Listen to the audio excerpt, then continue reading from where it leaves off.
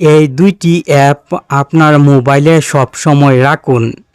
আপনি যখন কোনো কাজে ব্যস্ত থাকবেন অথবা মেসেজের উত্তর দেওয়ার সময় পাবেন না, তখন আগে থেকেই প্রথম অ্যাপে একটি মেসেজ লিখে সেটিংস অন করে রাখবেন।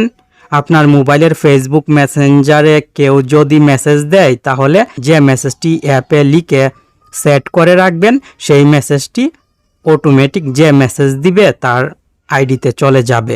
দেখুন, আমি ফেসবুক লাইট থেকে আমার ফেসবুক মেসেঞ্জারের আইডিতে একটি মেসেজ দিয়েছি, মেসেজের উত্তর অটোমেটিক চলে এসেছে।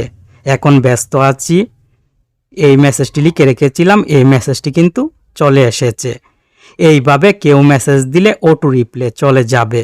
আবার আপনি যখন ফ্রি হবেন তখন অ্যাপটি ওপেন করে সেটিংসটি অফ করে রাখবেন, অটো রিপ্লে যাবে না।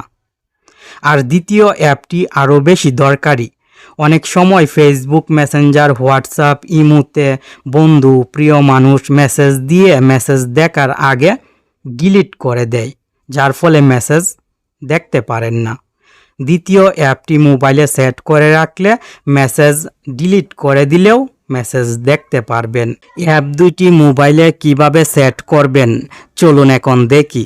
প্রথম অ্যাপটি ইনস্টল করার জন্য প্লে স্টোর ওপেন করে আইএম অটো রিপ্লে লিখে সার্চ করে এই অ্যাপটি ইনস্টল করে নেবেন। লোগোটি দেখে অ্যাপটি ইনস্টল করে ওপেন করে নেক্সটে ক্লিক করে গেট স্টার্টেডে ক্লিক করে স্কিপে ক্লিক করবেন।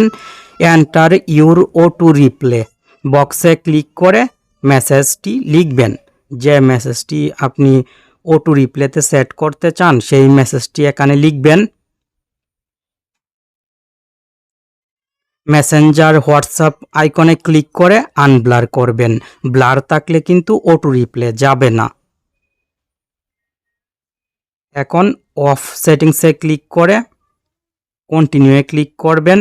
মোবাইলের সেটিংসে নিয়ে আসা হবে। সেটিংস থেকে অ্যাপটি খুঁজে বের করে সেটিংসটি অন করে ব্যাক বাটনে ক্লিক করে অ্যাপের হোম পেজে চলে আসবেন। এখন অফে ক্লিক করবেন, সেটিংসটি অন হয়ে যাবে। এখন এই অ্যাপে যে মেসেজটি লিখে রেখেছি এই মেসেজটি ফেসবুক মেসেঞ্জার অথবা হোয়াটসঅ্যাপে কেউ মেসেজ দিলে অটোমেটিক চলে যাবে। দেখুন, আমি ফেসবুক লাইট থেকে ফেসবুক মেসেঞ্জারে যে আইডি লগ ইন আছে সেই আইডিতে মেসেজ দিয়েছি, অটোমেটিক মেসেজের উত্তর চলে এসেছে। এইভাবে সবসময় অটোমেটিক উত্তর চলে আসবে। আবার যখন অ্যাপটি দরকার হবে না, আপনি ফ্রি থাকবেন, তখন অ্যাপে সেটিংসটি অফ করে রাখবেন। দ্বিতীয় অ্যাপটি ইনস্টল করার জন্য প্লে স্টোর ওপেন করে আনসিন লিখে সার্চ করবেন। এই অ্যাপটি চলে আসবে। লোগোটি দেখে অ্যাপটি ইনস্টল করে ওপেন করবেন। নেক্সটে ক্লিক করে আবার নেক্সটে ক্লিক করবেন।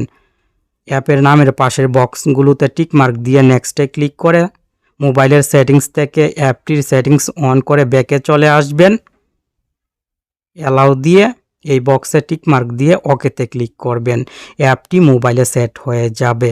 এখন আপনার মোবাইলের ফেসবুক মেসেঞ্জার, হোয়াটসঅ্যাপ, ইমোতে কেউ মেসেজ দিয়ে মেসেজ ডিলিট করে দিলেও এই অ্যাপে থাকবে, অ্যাপ থেকে দেখতে পারবেন। এই দুইটি অ্যাপ থেকে কোন অ্যাপটি আপনার কাছে ভালো লেগেছে অবশ্যই কমেন্ট করে জানাবেন।